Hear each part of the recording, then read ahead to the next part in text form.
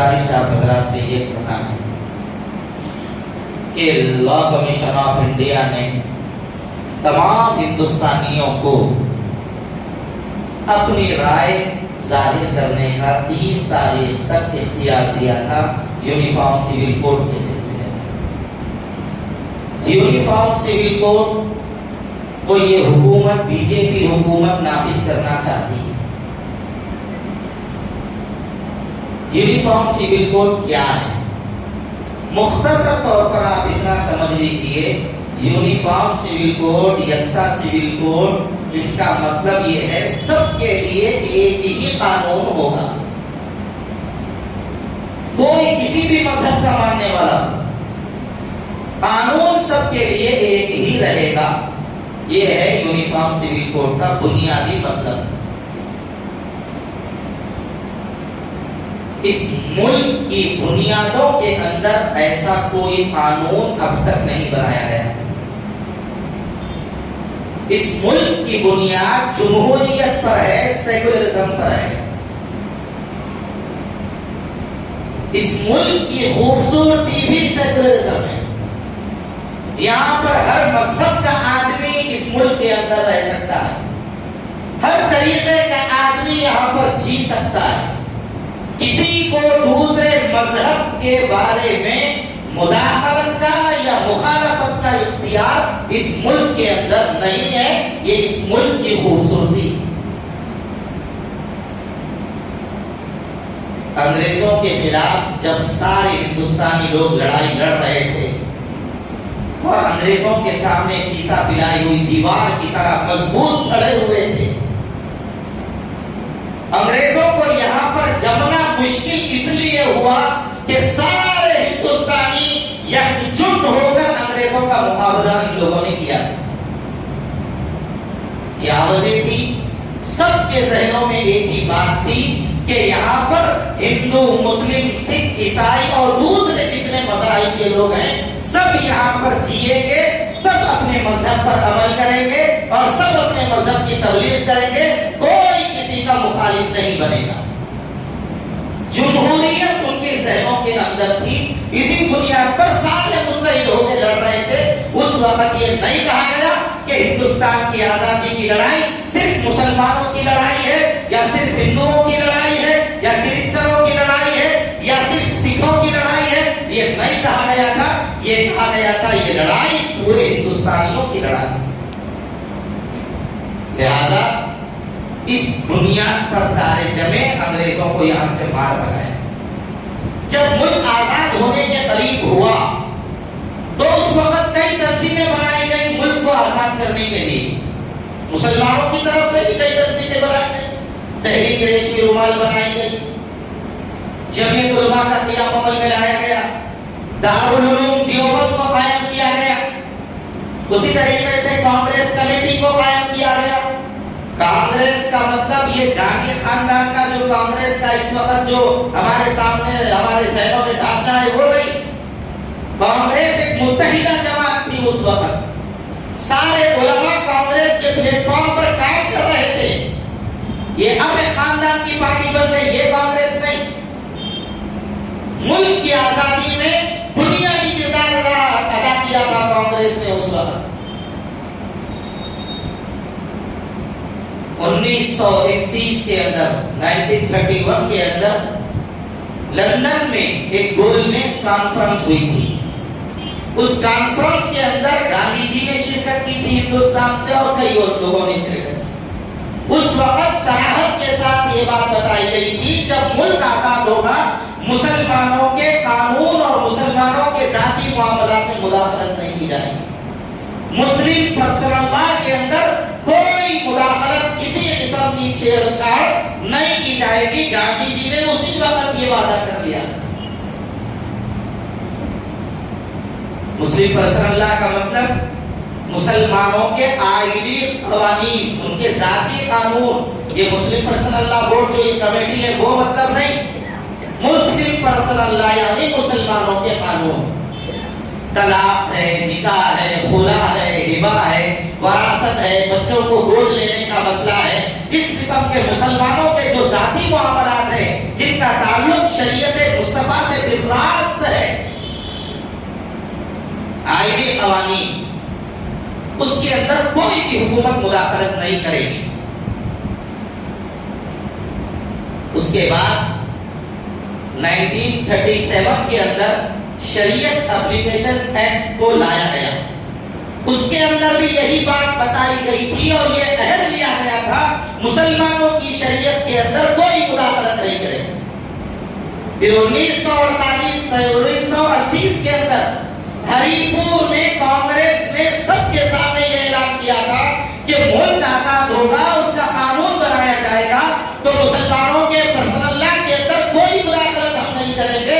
مسلمانوں کے پرسنل لا سے اور ان کے قانون شریعت سے کوئی چھیڑ چھاڑ ہم نہیں کریں گے. اس کے بعد ملک آزاد ہوا. ملک آزاد ہونے کے بعد ملک کا ایک دستور اور ایک قانون اور ایک آئین بنانے کی ضرورت پڑی, تو ملک کا دستور بنایا جانے لگا.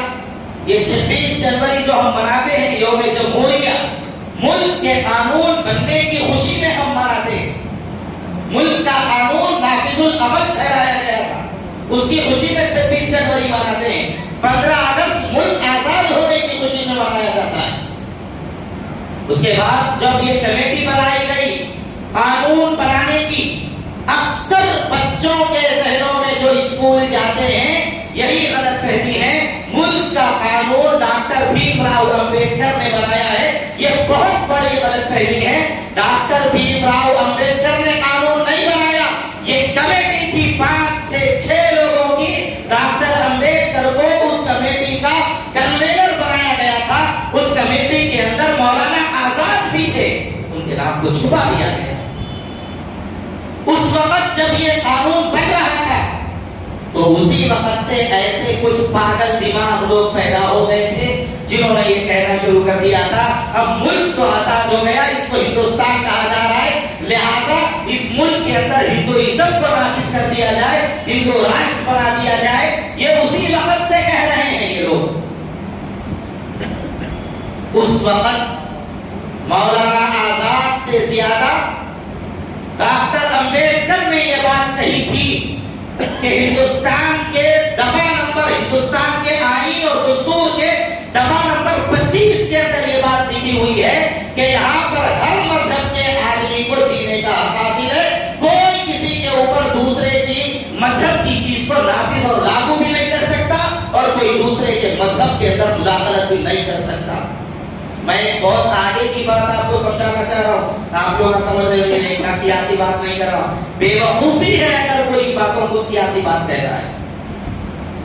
تو اس کے بعد جب ملک کا قانون بنا اور قانون کے اندر دفعہ نمبر 25 کے اندر یہ بات لکھی گئی کہ یہ مسلمانوں, ملک کا بنیادی حق ہے, مسلمانوں کا بنیادی حق ہے کہ وہ لوگ اپنے مذہب کے مطابق عمل کریں گے. قانون جب بھی لکھا گیا تو 2 طرح کی باتیں لکھی جاتی تھیں اس کے اندر. ایک ہے رہنما اصول اور ایک تھے بنیادی اصول. بنیادی اصول کے اندر کوئی سمجھوتا کوئی بھی نہیں کر سکتا تھا. مسلم پرسنل لا کا معاملہ بنیادی اصولوں میں سے ہے. اور ایک ہے رہنما اصول, اگر اس کی مخالفت کی جائے تو کوئی فرق نہیں پڑتا. جیسے نکاح سے پہلے ہمارے پاس جو رسومات ہوتے ہیں یہ رسومات رہنما اصول کے اندر آتے ہیں جن کا تعلق اخلاقیات سے ہے. اس لیے جب ملک کی بنیاد بنی پڑی اسی وقت سے یہ بات طے کر دی گئی کہ یہاں پر ہر شہری کو اس کے مذہب کی آزادی کا حق حاصل ہوگا. صرف جب پرسنل اللہ کی بات آئی مسلمانوں کے تو علماء نے یہ بات کہی تھی کہ صرف مسلم پرسنل اللہ کی بات نہیں, کرسچن پرسنل اللہ کے بارے میں بھی یہی بات ہونی چاہیے, ہندو پرسنل اللہ کے بارے میں بھی یہی بات ہونی چاہیے. یہ ہمارے علماء کا ضرف تھا. تم نے اپنی تائید نہیں کی تھی, تمہاری تائید ہمارے علماء نے کی تھی. اس کے بعد جب ملک آزاد ہوا, عہدوں کی بات آئی تو اختیار تھا اس وقت شیخ الہند مولانا محمود حسن رحمت اللہ علیہ کو, مولانا حسین احمد مدنی رحمت اللہ علیہ کو, مفتی کفایت اللہ صاحب کو, مولانا آزاد کو. وہ چاہتے تو ملک کے پہلے وزیر اعظم بن سکتے تھے. حضرت شیخ الہند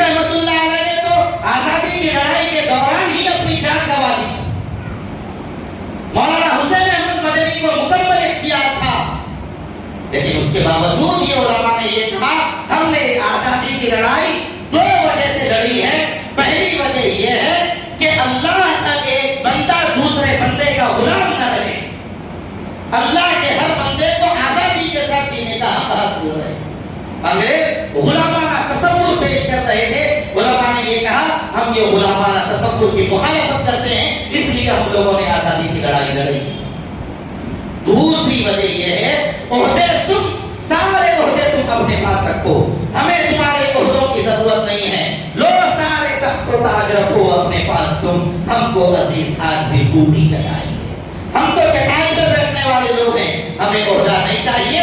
بس ایک چیز کی ضمانت دے دو, تم ہماری شریعت کے اندر مداخلت نہیں کرو گے, بس اتنی ضمانت دے دو, ہمیں تمہارے عہدوں کی ضرورت نہیں. اس وقت تو ہم نے ملا کیے, کام چل گیا, علماء نے عہدوں کو لات مار دی. اس کے بعد علماء نے یہ کہا ہم تمہاری طرح میدان سیاست میں الیکشن نہیں لڑیں گے, کبھی تمہاری طرح دارالعلوم دیوبند کبھی اپنا کوئی سیاسی پلیٹ فارم اب نہیں بنائے گا. انگریز بھاگ گیا ہے, ملک آزاد ہو گیا ہے, اب ہم اپنی دینی تعلیم و تربیت کے اندر لگ جائیں گے. اس وقت سے جمعیت علماء اور دارالعلوم دیوبند نے یہ نظام بنا لیا, اب ہم کوئی سیاسی جماعت نہیں ہے, ہم خالصتاً مذہبی جماعت بن کے کام کریں. یہ نظام چل گیا, لیکن آہستہ آہستہ ہر وقت یہ آواز اٹھائی جا رہی ہے یکساں سول کوڈ کا مطلب سب کا قانون ایک ہو جائے. مسلمانوں سے بھی کہا جائے گا کہ تم بھی شادی ویسے ہی کرو جیسے دوسرا آدمی کرتا ہے, ان سے کہا جائے گا تم بھی نکاح ویسے ہی کرو جیسا قانون بنایا جائے گا. شوق سے یہ لوگ قانون بنا لیں, مسلمانوں کا کچھ بگڑنے والا نہیں. طے ہے یہ بات. ایک سول کوڈ, یکساں سول کوڈ اگر یہ نافذ بھی کر بھی دیں گے تو بھی مسلمانوں کا کوئی ذرہ برابر بھی نقصان ہونے والا نہیں ہے, مسلمانوں پہ فرق پڑنے والا نہیں. یاد رکھیے یہ بات. پھر مخالفت کیوں کر رہے ہیں؟ مخالفت ہم اس لیے کر رہے ہیں یہ ملک کی جمہوریت اور آئین کے خلاف کام ہو رہا ہے, اس لیے مخالفت کر رہے ہیں. ہمارا کیا ہے صاحب, آپ بولے کورٹ میں آ کے شادی کرو, کر لیتے, ہمارے پاس کوئی مسئلہ نہیں. بچی بولی میں تمہارے سے نکاح کر رہی ہوں, بچہ بولا میں کر لیا, دو گواہ موجود, قصہ ختم. ہمارے پاس نکاح ہونے کے لیے وضو بھی ضروری نہیں ہے, بغیر وضو ہے تو بھی نکاح ہو جاتا. خطبہ نکاح کی سنت ہے ہمارے پاس, دو گواہ ہے, دونوں بولے میں کر رہی ہوں, انہیں بولا میں کر لے رہا ہوں, قصہ ختم, کوئی مسئلہ نہیں ہے. تو اس لیے مسلمانوں پہ کوئی فرق نہیں پڑے گا. اگر آپ یہ سوچ رہے ہیں کہ مسلمانوں کو اس کے ذریعے ہم کمزور کر دیں گے, غلط فہمی. ایسے ایسے ممالک ہیں جہاں پر مسلمانوں کا نام لینا بھی ایک بڑا جرم سمجھا جاتا تھا, عبادت کرنا دشوار تھا. چند سال پہلے امریکہ کی بھی یہی حالت تھی, وہاں پر اسلام کو ایک دشمن کی نظر سے دیکھا جاتا تھا. مسجدیں اور مدرسے کھلے طور پہ مسلمان نہیں کھول سکتے تھے, لیکن زیادہ عرصہ نہیں گزرا, اب کیا ہوا, یہ لوگ اپنے چرچ بیچ رہے ہیں, مسلمان خرید کے اس کو مسجدیں بنا رہے ہیں. حیدرآباد کے مسلمانوں نے چرچ خرید کر مسجد بنائی ہے امریکہ کے اندر. مولانا عاقل صاحب گئے امریکہ کو, اور وہاں جانے کے بعد انہوں نے دیکھا حالات بڑے خراب تھے چھوٹے. تو اس کے بعد مولانا نے وہاں پر اپنے مدرسے کے کئی علماء کو امریکہ بھیجا. شروع میں انہوں نے خاموش کام کیا, اس کے بعد اب وہ کھل کے کام کر رہے ہیں, اور حکومت کو بھی اگر کوئی مسلمانوں کے مسائل میں کوئی ضرورت پڑ رہی مسئلہ معلوم کرنے کی, اب ان سے رابطہ کر رہی ہے. تو مسلمانوں کا کچھ نہیں بگڑا ہے, نہ قیامت کی صبح تک بگڑنے والا ہے. یاد رکھیے اسلام کا محافظ اللہ ہے, وہ خود اس کی حفاظت کرے گا, ہمارا کچھ نہیں بگڑے گا. خرابہ انہی لوگوں کا ہوگا. ہمارے پاس نکاح آسان ہے, نکاح ان لوگوں کے پاس مشکل ہے. تمہاری رسمیں خراب ہو جائیں گی. مندروں میں رہنے والے پجاری جو مہورت نکالتے ہیں, سب کے جیب بند ہو جائیں گے. ہمارے پاس کوئی ضرورت نہیں ہے, ہمارا کام آسان ہے, بس اگر یکساں سول کوڈ لائیں گے تو ہمارا کچھ نہیں بگڑنے والا ہے. لیکن ایک مسئلہ ہے, ایک مسئلہ ہے جس کی وجہ سے اتنی تگ و دو ہم لوگوں کو کرنا پڑ رہا ہے. وہ ایک مسئلہ یہ ہے, کمزور مسلمان کہیں اس راہ کے اندر بیٹھ کے شریعت کی مخالفت نہ کر دیں اور اپنے کمزور ایمان کی وجہ سے ایمان سے ہاتھ نہ دھو بیٹھ جائیں. یہی ایک ڈر ہے. اس کے علاوہ خدا کی قسم کوئی ڈر نہیں ہے, کوئی ڈر نہیں. ابراہیم آیا تھا بیت اللہ کو گرانے کے لیے. عبد المطلب حضور کے دادا تھے, ان کے اونٹ چل رہے تھے بیت اللہ کے پاس. تو ابراہیم نے کہا عبد المطلب سے کہو وہ بیت اللہ کے متولی ہیں اور آئے ہم سے بات کر لیں, کیا کریں کہ بیت اللہ کو ہم گرانے کے لیے آئے. عبد المطلب نے صاف جواب دے دیا تھا کہ اونٹوں کا مالک میں ہوں, میں اپنے اونٹوں کو ہٹا دوں گا, بیت اللہ کا مالک اللہ ہے, انہیں تیرے کو دیکھ لینا, ہمارا کو کوئی ضرورت نہیں ہے. اسلام کا محافظ اب بھی اللہ ہے, اللہ ہی ان لوگوں کے لیے کافی ہے. یہ یکساں سول کوڈ کی بات کرنے والے اور ہندو راشٹر کی بات کرنے والے اب تک کئی ایسے پیدا ہو گئے, نہ ان کی خواہش پوری ہوئی, نہ ان کی حکومتیں بچی. اب دیکھو 4-5 مہینے باقی ہے, ابھی سے تڑپ رہے, بے چین بے قرار ہو رہے. بلدیہ کے الیکشن میں وزیر اعظم آ رہا ہے, بے قراری کا یہ عالم ہے, بے قراری کی ان کا یہ عالم. چند لوگوں کے ووٹوں کی بھیک پر بننے والی حکومتیں اللہ کے قانون سے ٹکرانے کا کام کرے گی, اللہ تعالیٰ ان لوگوں کو پھر دیکھ لے گا. ان لوگوں کی یہاں پر زیادہ چلنے والی نہیں. بہرحال میرے بھائیوں, اس وقت ایک کام ہم لوگوں کو یہ کرنا ہے کہ لا کمیشن آف انڈیا نے سارے بھارت واسیوں سے یہ کہا کہ تم ایک کام یہ کرو کہ اپنی اپنی رائے ظاہر کر دو. بعض لوگوں نے اپنے غیر مسلموں سے یہ کہا کہ مسلمانوں کو کمزور کرنے کا اچھا موقع ہے, یکساں سول کوڈ ہونا چاہیے بول کے رائے پیش کر دو. عقل مند لوگ ان کے ابھی بھی بچے ہوئے ہیں.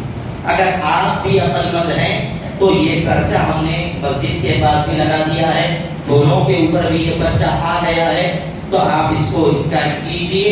اسکین کرنے کے بعد آپ کو ایک میٹر آئے گا, آپ صرف اس کے اندر اپنا نام لکھیے. نام لکھنے کے بعد جی میل اوپن کا جہاں پر آپشن ہوگا وہاں پر کلک کیجئے. آپ کی رائے خود بخود وہاں تک پہنچ جائے گی. یہ کام کسی سیاستدان نے نہیں کیا, علماء نے کیا ہے. یہ کام بھی علماء نے کیا ہے. علماء کو سیاست نہیں معلوم بولتے نا بعض لوگ, کیسا کام علماء کرتے اندازہ لگا لو. اس لیے آپ سے ہماری خواہش یہ ہے کہ آپ اس قانون کی اسکین کیجئے اور اپنی رائے ضرور درج کیجئے. لہذا اپنی طرف سے بھی کیجئے, اپنے خواتین کی طرف سے بھی کیجئے. بلکہ میں نوجوان بھائیوں سے کہنا چاہتا ہوں, گھرے گھر گھوم کے آج ایک دن ہمارے پاس اچھا موقع ہے, کر لیں ہم یہ کام. غیر ضروری تاخیر بالکل اس کے اندر نہ کریں, جہاں تک ممکن ہو سکے. 30 تاریخ تک اس کا وقت تھا, لہذا جتنا جلدی ہو سکے اس کام کو ہم کر لیں. جس کا بھی فون ہے فون لاؤ, آپ فون کے اندر لنک کو وہ کیجئے, بار کوڈ کو فوری اسکین کیجئے, اسکین کر کے فوری ان کا نام لکھیے, سبمٹ کر دیجئے. قصہ ختم. دیکھیے کون کیا, کوئی کچھ نہیں کر سکتا مسلمانوں کا. میرا چمڑا بہت مضبوط ہے, آج آپ مجھے کاٹے تو میرا چمڑا نہیں کٹتا, وہ تمہاری بہادری اپنی جگہ ہے. لیکن حکم یہ دیا گیا ہے چمڑا کوئی کاٹنے آ رہا ہے پہلے اس کو بچاؤ, اور اگر کوئی کاٹنے آ رہا ہے اور دے دیا ہاتھ نہیں کٹتا کاٹ لو, یہ بھی خودکشی کے برابر ہے. اس لیے اب تک ہمارے پاس وقت ہے, جب تک قانون کے دائرے میں رہ کے اپنی حفاظت کا کام خود کر لینا چاہیے. اگر ہم کام نہیں کرتے بعد میں روتے بیٹھنے سے کچھ بھی نہیں ہوگا. اس لیے عقل مندی کا مظاہرہ کیجیے, یہ کام آج کرنے کا ہے کر لیجیے. اللہ تعالیٰ آپ کی قربانیوں کو قبول فرمائے اور ہم لوگوں کے اللہ تعالیٰ سیاسی شعور کو بیدار فرمائے. وآخر دعوانا الحمدللہ رب العالمین.